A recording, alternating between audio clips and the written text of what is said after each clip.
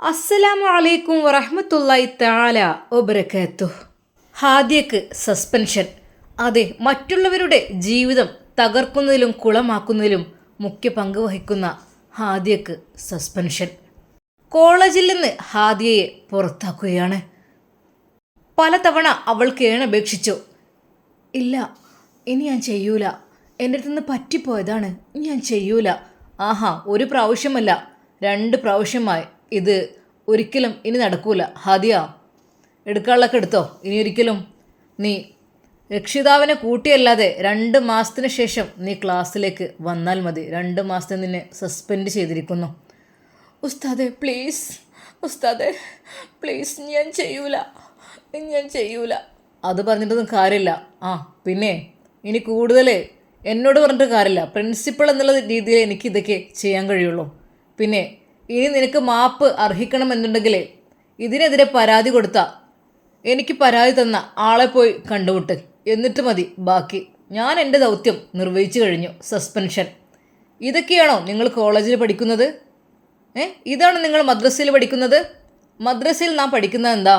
എല്ലാവരെയും ബഹുമാനിക്കണം, സ്നേഹിക്കണം എന്നൊക്കെയാണ്. അല്ലാതെ ഇതുപോലുള്ള കുത്തിത്തിരിപ്പുകൾ ഉണ്ടാക്കണം, കുടുംബം കലക്കുന്ന ഏർപ്പാടുകൾ ചെയ്യണം, അങ്ങനെയല്ലല്ലോ, ഒരിക്കലുമല്ല. നമ്മുടെ മുത്ത് ഹബീബ് സല്ലല്ലാഹു അലൈഹി വസല്ലം പഠിപ്പിച്ചിട്ടുള്ളതാണ് നമ്മൾ മാതൃകയാക്കേണ്ടത്. നമ്മളങ്ങോട്ട് ഉപദ്രവിച്ചാൽ അങ്ങോട്ട് ഉപദ്രവിക്കരുത് എന്നാണ്. സ്നേഹം, അതാണ് നമ്മളുടെ ഇടയിൽ വേണ്ടത്. അല്ലാതെ ഒരാൾ വിഷമിക്കണം, ഇല്ലാതാവണം, ഒരാളുടെ മുതൽ തട്ടിയെടുക്കണം, അതെനിക്ക് നേടിയെടുക്കണം, അവളുടേത് എനിക്ക് കിട്ടണം, അങ്ങനെയല്ല. മനസ്സിലായല്ലോ? സസ്പെൻഷൻ നിനക്ക് തന്നിരിക്കുന്നു. 2 മാസത്തിന് ശേഷം രക്ഷിതാക്കളെ കൂട്ടി വന്ന് നീ ഇതിൽ സൈൻ ചെയ്തിട്ട് സ്വഭാവമെല്ലാം നന്നാക്കിയതിന് ശേഷം മാത്രം മതി ഇനി കോളേജിലേക്ക് കയറൽ. ഓക്കെ? ഹാദിയയെ സസ്പെൻഡ് ചെയ്തിരിക്കുന്നു. ഒരു അനൗൺസ്മെൻറ്റും. സ്വപ്നത്തിൽ നിന്ന് ഞെട്ടിത്തരിച്ചു പോയി ഹാദിയ.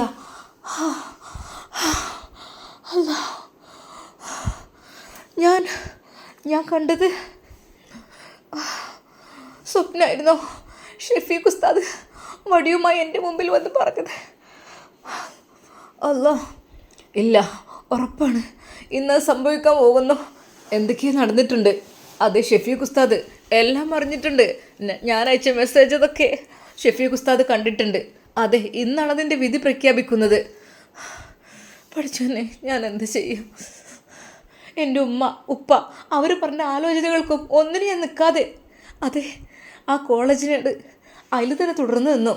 അതെ, ഒരാളുടെ ജീവിതം തകർക്കാൻ വേണ്ടിയിട്ട് പലതും കാട്ടിക്കൂട്ടി.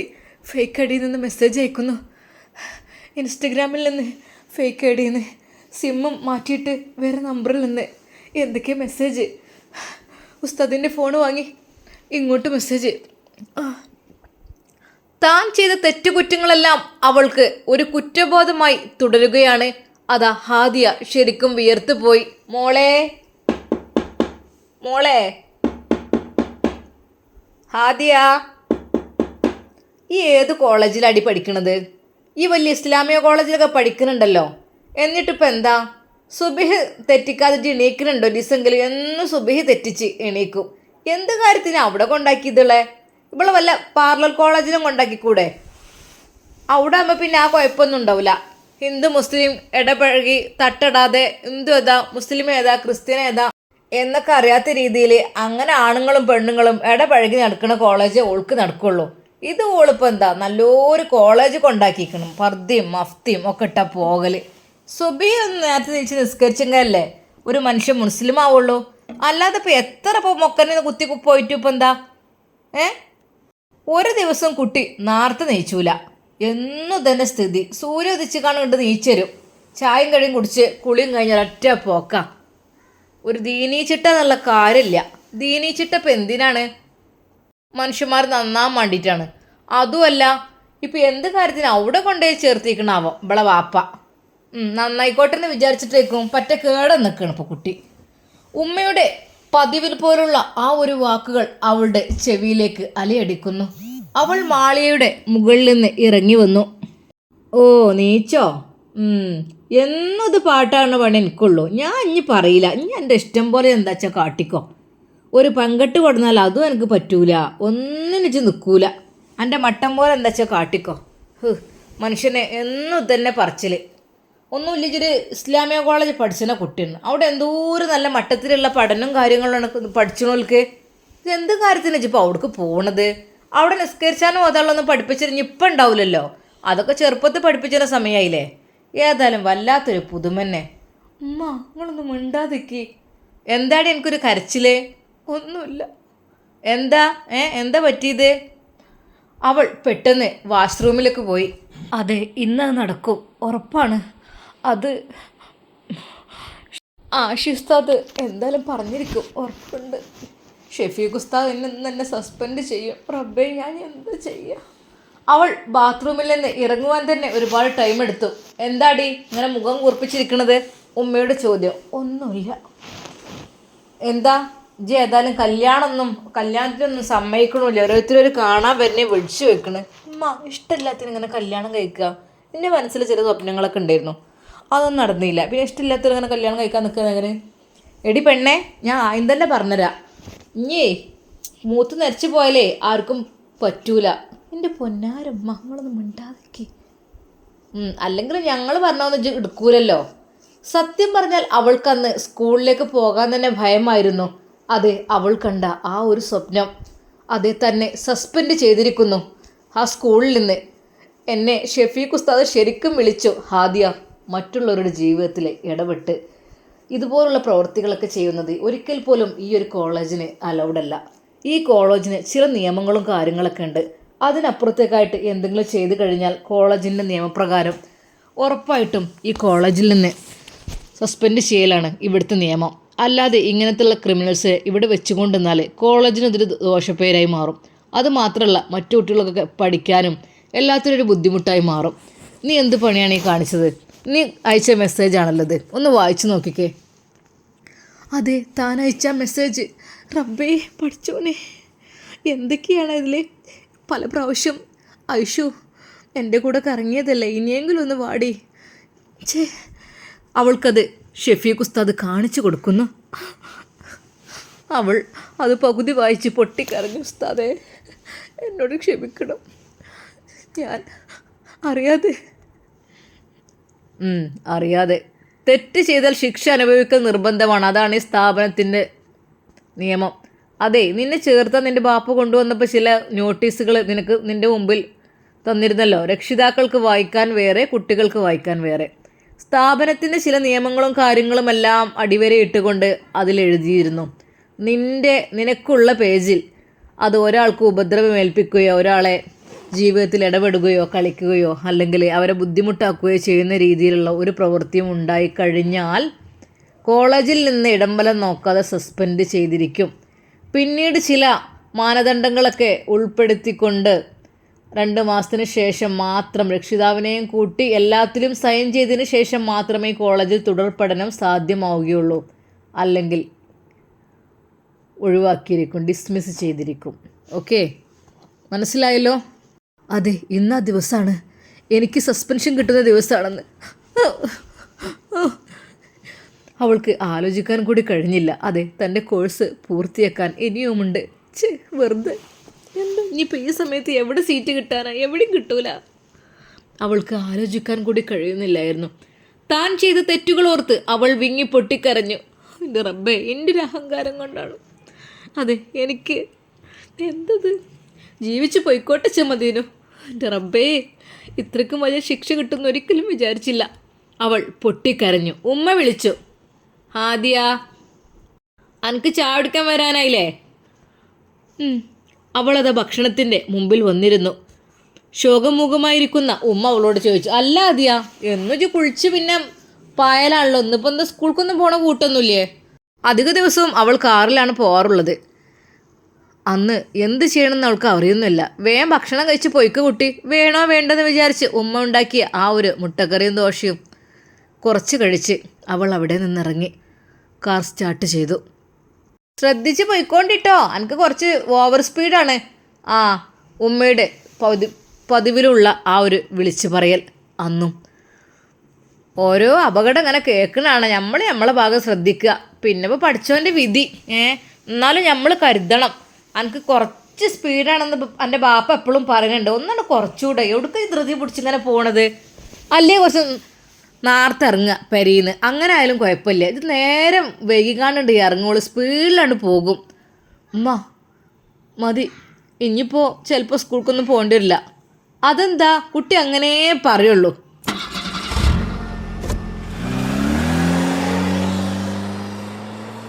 ഹാദിയ വളരെയധികം സ്പീഡിൽ പോയി. എൻ്റെ പഠിച്ചോനെ, കുട്ടീനെ കാക്ക് റബ്ബേ, എല്ലാത്തിനും ഒരു തട്ടുത്തരേ പറയുള്ളൂ. നല്ല ചേൽക്കൊന്നും പറഞ്ഞാൽ എടുക്കൂല. ഓൾക്കോളെ കുറച്ച് ഇഷ്ടങ്ങളുണ്ട്. എന്തായാലും ഇന്ന് എന്താണെന്നാവോ, മുഖത്തേക്ക് നോക്കിയിട്ട് വലിയ തെളിയൊന്നുമില്ല. അങ്ങനെ ഏതാ അവൾ കോളേജിലേക്ക് എത്തുന്നു. വണ്ടി പാർക്ക് ചെയ്ത് അവൾ കാറിൽ നിന്നിറങ്ങി.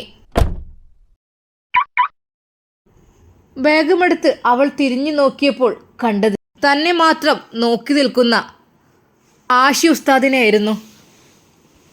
അവളുടെ മുഖം വല്ലാതെ അങ്ങ് താഴ്ന്നു. റബ്ബേ, അതെ, പ്രിൻസിപ്പളാണ് പ്രഖ്യാപിക്കുക എന്നെ സസ്പെൻഡ് ചെയ്യുന്നത്. പക്ഷേ ഞാൻ എന്ത് ചെയ്യും എനിക്കറിയുന്നില്ല. അവൾ കുറ്റബോധം കൊണ്ട് തല താഴ്ത്തി നടന്നു. പെട്ടെന്ന് അവൾക്ക് തോന്നി, ഒരു പക്ഷേ ആശുസ്തതിനോട് പറഞ്ഞാൽ എന്തെങ്കിലും ഒരു മാറ്റമുണ്ടായിരിക്കും. അവളതാ നേരെ ആ ബാഗുമായി ആശുസ്താദിൻ്റെ മുമ്പിലേക്ക് ചെല്ലുന്നു. ഒരു നിമിഷം ആഷി ഞെട്ടിപ്പോയി. എന്ത് ഇവൾ എൻ്റെ നേരെ വരുന്നത്? ഷെഫീഖ് ഉസ്താദിനോടെല്ലാം പറഞ്ഞ് സെറ്റാക്കണം, അല്ലേ പറ്റില്ല എന്നുള്ള രീതിയിലായിരുന്നു ആഷിയുടെ ചിന്തകൾ. എന്നാൽ അതാ ആഷിയുടെ മുമ്പിൽ ചെന്ന് അവൾ പറയുന്നു, ഉസ്താദെ എന്നോട് ക്ഷമിക്കണം, എൻ്റെ ഭാഗത്തുനിന്ന് അറിയാതെ തെറ്റിപ്പോയി, അറിയാതല്ല അറിഞ്ഞുകൊണ്ട് തന്നെ തെറ്റ് പറ്റിപ്പോയി. നേരെ അവളതാ ആഷി ഉസ്താദിൻ്റെ കൈകളാണ് ചെന്ന് പിടിച്ചത്. ഉസ്താദെ പ്ലീസ് പ്ലീസ്, ഇനി ഞാനൊന്നും ചെയ്യൂല. എൻ്റെ ജീവിതത്തിലെ ഭയങ്കര തെറ്റാണെന്ന് എനിക്ക് നന്നായിട്ട് അറിയാം. എന്നോട് ക്ഷമിക്കണം ഉസ്താദ് പ്ലീസ്.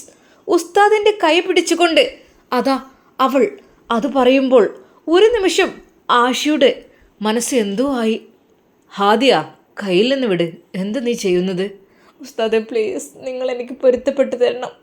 ശരിയാണ്, നിങ്ങളെ പെങ്ങളുടെ ജീവിതത്തിൽ കയറി ഞാൻ കളിച്ചിക്കണ്. ദയവായി ഉസ്താദെ പ്ലീസ്, ഞാൻ ചെയ്യൂല. സത്യമായിട്ടും എൻ്റെ ഉസ്താദാണ് സത്യം, എൻ്റെ ആഷി ഉസ്താദാണ് സത്യം. സത്യമായിട്ടും ദയവായി നിങ്ങൾ പറഞ്ഞാൽ പിൻവലിക്കും. എന്ത് നീ പറയുന്നത്? ആദ്യം എന്താ പറയുന്നത്? ഉസ്താദെ പ്ലീസ്, എൻ്റെ പൊന്നുസ്താദല്ലേ, പ്ലീസ് എൻ്റെ പൊന്നുസ്താദല്ലേ, ദയവായി നിങ്ങൾ ഞാൻ പറയണ ഒന്ന് കേൾക്കുമോ? എന്ത് വേണമെങ്കിലും ഞാൻ തരാം, പ്ലീസ് ഉസ്താദെ പറയ, നിങ്ങൾ പിൻവലിക്കാൻ പറയണം. എന്ത് പിൻവലിക്കുന്ന കാര്യം നീ പറയുന്നു? എന്നെ സസ്പെൻഡ് ചെയ്യുമല്ലോ ഷെഫീഖ് ഉസ്താദ്, ദയവായി നിങ്ങൾ വേണ്ടെന്ന് പറയണം. ഇനി ഒരിക്കലും ഞാൻ തെറ്റ് ചെയ്യില്ല. ഈ തെറ്റിനുള്ള ശിക്ഷ ഞാൻ അനുഭവിച്ചോളാം. പക്ഷേ കോളേജിൽ നിന്ന് എന്നെ സസ്പെൻഡ് ചെയ്യരുത് പ്ലീസ്. അവൾ അതാ ആഷി ഉസ്താദിൻ്റെ കൈകൾ പിടിച്ചുകൊണ്ട് തന്നെയാണ് കരഞ്ഞു പറയുന്നത്. ഒരു നിമിഷം ആഷി ഉസ്താദ്, ഹാദിയ നീ എന്തൊക്കെയാണ് പറയുന്നത്? അതിന് ഞാനതെല്ലാം പറയാൻ പോകുന്നില്ലുള്ളൂ. അതിന് ദയവായി ഉസ്താദെ പ്ലീസ് പറയരുത്. ഷെഫീഖ് ഉസ്താദ് എനിക്ക് പേടിയാണ്. ഷെഫീഖ് ഉസ്താദ് പറഞ്ഞതാണ്. നിങ്ങൾ പറഞ്ഞാൽ തീർച്ചയായും ഷെഫീഖ് ഉസ്താദ് എന്നെ സസ്പെൻഡ് ചെയ്യൂല. പ്ലീസ് ഉസ്താദ് പ്ലീസ്, നിങ്ങൾക്ക് വേണ്ടി എന്തും ഞാൻ ചെയ്യും. ദയവായി ഉസ്താദ്, എൻ്റെ പൊന്നുസ്താദല്ലേ, ദയവായി ഉസ്താദ് ഞാൻ നിങ്ങളെ കാല് പിടിച്ച് അപേക്ഷിക്കാം. ആഷി ഉസ്താദിൻ്റെ കാല് പിടിക്കുവാൻ വേണ്ടി അതാ ഹാദിയ കുമ്പിടുന്നു. ഹാദിയ എഴുന്നേൽക്ക്. ഒരു നിമിഷം ഉസ്താദിൻ്റെ ആ ഒരു വാക്കിൽ ഹാദിയ എഴുന്നേറ്റു. ഹാദിയ, നീ ചെയ്ത തെറ്റിനെ കുറിച്ച് നീ വല്ലപ്പോഴും ചിന്തിച്ചിട്ടുണ്ടോ? ഒന്ന് ആലോചിച്ച് നോക്കിക്കേ. ഒരു കുടുംബജീവിതം എന്ന് പറഞ്ഞാൽ എന്താ? അത് തകർക്കാന്ന് വെച്ചാൽ എന്താണ്? നിക്കാഹ് കഴിഞ്ഞ് രണ്ട് ആളുകളെ തമ്മിൽ ഇതുപോലുള്ള പ്രവൃത്തികൾ ചെയ്തിട്ട് നീ ഇത് ചെയ്യുന്നത് ശരിയാണോ? ഹാദിയ, ഞാനിതെല്ലാം പ്രിൻസിപ്പളെടുത്ത് റിപ്പോർട്ട് ചെയ്യുകയാണ് എന്നിട്ട് അതിനുള്ള തീരുമാനം പ്രിൻസിപ്പൾ എടുക്കും. അല്ലാതെ ഒരിക്കൽ പോലും ഞാനല്ല ഇത് എടുക്കുന്ന ആൾ. ഉസ്താദെ പ്ലീസ്, നിങ്ങൾ പറഞ്ഞാൽ ഇത് പിൻവലിക്കും. ഉസ്താദെ പ്ലീസ്, ഞാൻ എന്ത് വേണമെങ്കിലും ചെയ്യും. ഉസ്താദെ പ്ലീസ്, എന്നെ നിങ്ങൾ കൈവിടരുത്. വീണ്ടും അതാ ആഷിയുടെ കൈകൾ അവൾ മുറുകെ പിടിച്ചുകൊണ്ട് കരയുകയാണ്. അവളുടെ കണ്ണുനീർത്തുള്ളികൾ അതാ ആഷിയുടെ കൈകളിലെല്ലാം ഒറ്റി വീഴുന്നു. ഉസ്താദെ പ്ലീസ്, നിങ്ങൾക്ക് എന്നെ രക്ഷിക്കാൻ കഴിയും, എൻ്റെ ഉസ്താദിനെ രക്ഷിക്കാൻ കഴിയും, പ്ലീസ് ഉസ്താദെ പ്ലീസ്. അതെ, അവളെ വിടുന്ന രക്ഷണമില്ല. ഹാദിയ, കൈയെടുക്ക്. നീ ഒരുപാട് സമയമായി നീ ചെയ്ത തെറ്റുകൾ നീ പശ്ചാത്തപിച്ച് മടങ്ങിയേ തീരൂ. അതല്ലെങ്കിൽ വലിയൊരു കുടുംബ പ്രശ്നമാണ് നീ ഉണ്ടാക്കാൻ നിന്നത്. സത്യം പറഞ്ഞ ഒന്ന് ആലോചിച്ച് നോക്കിക്ക്, എന്തൊക്കെ മെസ്സേജുകളാണ്. ഉസ്താദെ പ്ലീസ്, അത് ഞാൻ പറയല്ലേ, ഞാൻ ഒരിക്കലും അങ്ങനെയൊന്നും ചെയ്യൂല പ്ലീസ്. അവൾ കരഞ്ഞപേക്ഷിക്കുകയാണ്. ഹാദിയ, രണ്ടാമത്തെ പീരീഡ് കഴിഞ്ഞിട്ട് ഒന്ന് സ്റ്റാഫ് റൂമിലേക്ക് വാ, എൻ്റെ അടുത്തേക്ക്, കേട്ടോ. അത് പറഞ്ഞപ്പോൾ ഉസ്താദിൻ്റെ കൈവിട്ട്, ഉസ്താദ് ആയിക്കോട്ടെ, നിങ്ങൾ എന്ത് പറഞ്ഞാലും ഞാൻ അനുസരിക്കും, സത്യമായിട്ടും എന്നെ രക്ഷിക്കാൻ നിങ്ങൾക്ക് മാത്രമേ കഴിയുള്ളൂ. അല്ലാന്നുണ്ടെങ്കിൽ എന്നെ കോളേജിൽ നിന്ന് സസ്പെൻഡ് ചെയ്താൽ എൻ്റെ പിതാവ് എന്നെ ഒരിക്കലും പിന്നെ ഒരു കോളേജിലേക്ക് വിടില്ല, പഠിക്കാനേ വിടില്ല. സത്യമായിട്ടും എൻ്റെ ജീവിതം അങ്ങനെ മുരടിച്ച് പോവും ഉസ്താദെ പ്ലീസ്, വേറെ എവിടെയെങ്കിലും കെട്ടിച്ച് പോവും. അതുകൊണ്ട് എൻ്റെ ഉസ്താദിനെ രക്ഷിക്കാൻ കഴിയുള്ളൂ. പറഞ്ഞത് കേട്ടല്ലോ. രണ്ടാം പീരീഡ് കഴിഞ്ഞിട്ടുള്ള ആ ടൈമിന് എൻ്റെ അടുത്തേക്ക് വാ. ആയിക്കോട്ടെ ഉസ്താദെ, ഞാൻ വരാം. നിങ്ങൾ പറഞ്ഞ എന്തും ഞാൻ അനുസരിച്ചോളാം, ഞാൻ വരാം. അവളത് കണ്ണീർ തുടച്ചുകൊണ്ട് ക്ലാസ്സിലേക്ക് കയറുന്നു. ക്ലാസ്സിലുള്ള എല്ലാവരും ഒരു നിമിഷം ആ കാഴ്ച നോക്കി നിൽക്കുന്നുണ്ടായിരുന്നു. അതെ, ആഷി ഉസ്താദിൻ്റെ കൈ പിടിച്ചുകൊണ്ട് അവൾ കരയുന്ന ആ രംഗം അവിടെ ഒരുവിധം കുട്ടികളെല്ലാം കണ്ടിരുന്നു. അല്ല പെണ്ണേ, എന്തപ്പത് കഥ? അബീബ് ഉസ്താനൊക്കെ 37 വിട്ടതുകൊണ്ട് ഇപ്പം എന്താ ആഷിൻ്റെ കൂടെ കൂടിയോ? കണ്ടില്ല രണ്ടുപേരും കൈ പിടിച്ചവിടെ മരത്തിൻ്റെ ചുവട്ടിൽ നിൽക്കുന്നത്. ഒരു നിമിഷം ഐഷുവും ആ ഒരു കാഴ്ച കണ്ടു. റബ്ബേ, ആദ്യം ഇക്കാക്കാൻ്റെ കൈ പിടിച്ചെന്ത് ചെയ്യുന്നത്? പഠിച്ചോനെ, എന്തേ ഈ പെണ്ണിന്? അവൾ ക്ലാസ്സിലേക്ക് വരുന്നത് എല്ലാവരും നോക്കി നിന്നു. അതെ, അവളുടെ ആ ഒരു വെളുത്തു തുടുത്ത മുഖം ചുവന്നിരിക്കുന്നു, ആകെ കണ്ണുകൾ നിറഞ്ഞിരിക്കുന്നു, മൂക്കെല്ലാം ചുവന്ന് തുടുത്തിരിക്കുന്നു. എല്ലാവരും അവളെ നോക്കി. അല്ല ഹാദിയ, ഇതെന്താ? ജലദോഷം പിടിച്ചോ? പനി പിടിച്ചോ? നിന്റെ മുഖക്കാകെ ചുവന്നിരിക്കുന്നത്? നിങ്ങൾ എല്ലാവരും എനിക്ക് പുറത്ത് തന്നോളി. എന്താ ഐഷു? നേരേതാ ഐഷുവിൻ്റെ അരികിലേക്ക് എത്തുന്നവൾ. ഐഷു, എൻ്റെ പൊന്നൈഷു, ഞാൻ നിന്നോട് ചെയ്ത കാര്യങ്ങളൊക്കെ നീ പുറത്തു വരണം. ഞാൻ കരുതി കൂട്ടിക്കൊണ്ട് ചെയ്തതന്നെ. സത്യം പറഞ്ഞ് എൻ്റെ മനസ്സിൽ വല്ലാത്ത ഷെയ്ത്താനായിരുന്നു ആ സമയത്ത്. എനിക്ക് ദേഷ്യമായിരുന്നു. ഈ ഹബീബ് ഉസ്താദും ഒപ്പം സംസാരിക്കുന്നതും പോകുന്നതും കാണുമ്പോൾ എനിക്കൊരു മനസ്സിൽ എന്തൊക്കെയോ ദേഷ്യമായിരുന്നു. അതുകൊണ്ട് ചെയ്തു പോയതാണ്. സത്യമായിട്ടും നിങ്ങളൊരിക്കലും ഞാൻ ശല്യപ്പെടുത്തില്ല, നിങ്ങൾ ജീവിച്ചോളൂ നല്ല രീതിയിൽ. പക്ഷേ എനിക്ക് നീ പുറത്തു തരണം ഞാൻ ചെയ്ത തെറ്റ് കുറ്റങ്ങളൊക്കെ. ഐഷു പ്ലീസ്, ഞാൻ എന്തൊക്കെ തന്നെയായാലും പ്ലീസ്, ഞാൻ കാല് പിടിക്കാം ഐഷു പ്ലീസ്. എന്നെ കോളേജിൽ നിന്ന് സസ്പെൻഡ് ചെയ്യും. ഹാദിയ, ഞാൻ നിനക്ക് പൊരുത്തപ്പെട്ടെന്നിരിക്കുന്നു. പക്ഷേ ഹബീബ് ഉസ്താദിൻ്റെ മനസ്സ് എന്തെനിക്കറിയില്ല. കാരണം അദ്ദേഹം ഒരുപാട് വിഷമിച്ചതാണ്. കാരണം അങ്ങനത്തെ മെസ്സേജ് അത് പൊരുത്തപ്പെടിക്കാനുള്ളത് അവരോട് ചെയ്തോളൂ. എനിക്കൊന്നുമില്ല എൻ്റെ മനസ്സിക്ക്. ശരിക്കും പറഞ്ഞാൽ അതാ ഐഷുവിൻ്റെ ആ ഒരു സംസാരം കേട്ടപ്പോൾ ഹാദിയക്ക് അല്പം സമാധാനം തോന്നി. എടി പ്ലീസ്, നീ പറഞ്ഞ ഷെഫീഖ് ഉസ്താദിനോട് എന്നെ സസ്പെൻഡ് ചെയ്യരുതെന്ന് ദയവായിടി. കാരണം പിന്നീട് എന്നെ ഒരിക്കലും പഠിക്കാൻ വിടൂല. എൻ്റെ അവസാനത്തെ പഠിപ്പായിരിക്കും ഇത്. സത്യമായിട്ടും എന്നെ വീട്ടിൽ നിന്ന് വിടൂല. എടി പ്ലീസ്. ആദ്യം കരയല്ലേ? കരയൊന്നും വേണ്ട. തെറ്റ് ചെയ്തതിന് പ്രായശ്ചിത്തം ചെയ്താൽ ഇപ്പം എന്താ? കുഴപ്പമൊന്നുമില്ലല്ലോ. പക്ഷേ ഞാൻ ചെയ്തതിൻ്റെ ശിക്ഷ അനുഭവിക്കേണ്ടി വരുമല്ലോ. എന്നോട് ഉസ്താദ് എന്തൊക്കെയോ പറഞ്ഞിരിക്കണ്. എങ്ങനെ, എപ്പോൾ? അതൊക്കെ ഞാൻ അറിഞ്ഞു. അതെ, ഷെഫീഖ് ഉസ്താദ് എനിക്ക് പേടിയാണ്, എന്നെ സസ്പെൻഡ് ചെയ്യും പ്ലീസ്. ഹാദിയ കരഞ്ഞുകൊണ്ട് അതാ ക്ലാസ്സിൽ നിന്ന് ഐഷുവിൻ്റെ കൈകൾ പിടിച്ച് കരയുകയാണ്. അങ്ങനെ അതാ ബെല്ലടിക്കുന്നു. ഫാത്തിഹ ചൊല്ലുകയാണ് അവരുടെ കോളേജിൽ. അതെ, ആ നിമിഷവും ഹാദിയ ഭയന്ന് വിറച്ചു. അതെ, തൻ്റെ അവസാനത്തെ ദിവസമാണ് ഈ കോളേജിൽ ഇന്ന്. റബ്ബേ, ഷെഫീഖ് ഉസ്താദ് എന്നെ ഒഴിവാക്കും ഉറപ്പാണ്. അവൾ കണ്ണീരോടെ അതാ ആ ഫാത്തിഹയ്ക്ക് അവസാനം ആമീൻ പറഞ്ഞു. ഇൻഷാ അല്ലാ, നമുക്കിതിൻ്റെ ബാക്കി ഭാഗം നാളെ കാണാം. അതുവരേക്കും എല്ലാവർക്കും അസ്സലാമു അലൈക്കും വറഹ്മത്തുള്ളാഹി തആല വബറകാതുഹു. പ്രിയപ്പെട്ട കൂട്ടുകാരെ, 2 പീരീഡ് കഴിഞ്ഞിട്ട് നമ്മുടെ ഹാദിയ ആഷിഖ് ഉസ്താദിനെ കാണുവാൻ വേണ്ടി വരണമെന്ന് പറഞ്ഞിട്ടുണ്ട്. എന്തായിരിക്കും ആഷിഖ് ഉസ്താദിനോട് പറയാനുള്ളത്? ഷെഫീഖ് ഉസ്താദും ആഷിഖ് ഉസ്താദും എല്ലാം കൂടി എന്തൊക്കെയായിരിക്കും അവളെക്കുറിച്ച് തീരുമാനിച്ചിട്ടിരിക്കുന്നത്? സസ്പെൻഡ് ചെയ്യുമോ? നമുക്ക് കാത്തിരുന്ന് കാണാം. അതുവരേക്കും എല്ലാവർക്കും അസ്സലാമു അലൈക്കും വറഹ്മത്തുള്ളാഹി തആല വബറകാതുഹു. പ്രിയപ്പെട്ട കൂട്ടുകാരെ, ഇന്നലെ ഞാൻ പറഞ്ഞപ്പോൾ കുറേ ആൾക്കാർ സബ്സ്ക്രൈബ് ചെയ്തിട്ടോ, കുറേ അൽഹംദുലില്ലാ മാഷാ അല്ലാഹ്. അപ്പോൾ നമ്മുടെ ചാനൽ സബ്സ്ക്രൈബ് ചെയ്തവർക്കൊക്കെ പഠിച്ച റബ്ബ് ഹൈറും ബർക്കത്തും പ്രദാനം ചെയ്യട്ടെ, അർഹമായ പ്രതിഫലം നൽകട്ടെ. അപ്പോൾ ഇനിയും കുറച്ചും കൂടെ ആൾക്കാർ ചെയ്യാണ്ട് കേട്ടോ. 14,000-ഓളം ആളുകൾ ഇനിയും ചെയ്യാണ്ടതാ. നിങ്ങൾ കാണുന്നുണ്ടല്ലോ സബ്സ്ക്രൈബ്, ആ ബെല്ലിൻ്റെ ചിഹ്നം ഉണ്ടല്ലോ, ജസ്റ്റ് ഒന്ന് തൊട്ടാൽ മതി, അപ്പോൾ സബ്സ്ക്രൈബ് ആവും. ഇൻഷാ അല്ലാ നിങ്ങളൊരു 20,000 ആക്കിത്തരണം ഇൻഷാ അല്ലാ. എന്നാൽ നമ്മുടെ സ്റ്റോറീൻ്റെ ബാക്കിയൊക്കെ നിങ്ങൾക്ക് കാണാൻ കഴിയും കേട്ടോ. ഓക്കെ, എല്ലാവർക്കും ഒരിക്കൽ കൂടി അസ്സലാമു അലൈക്കും. ഇഷ്ടപ്പെട്ടാൽ ലൈക്ക് ചെയ്യണേ.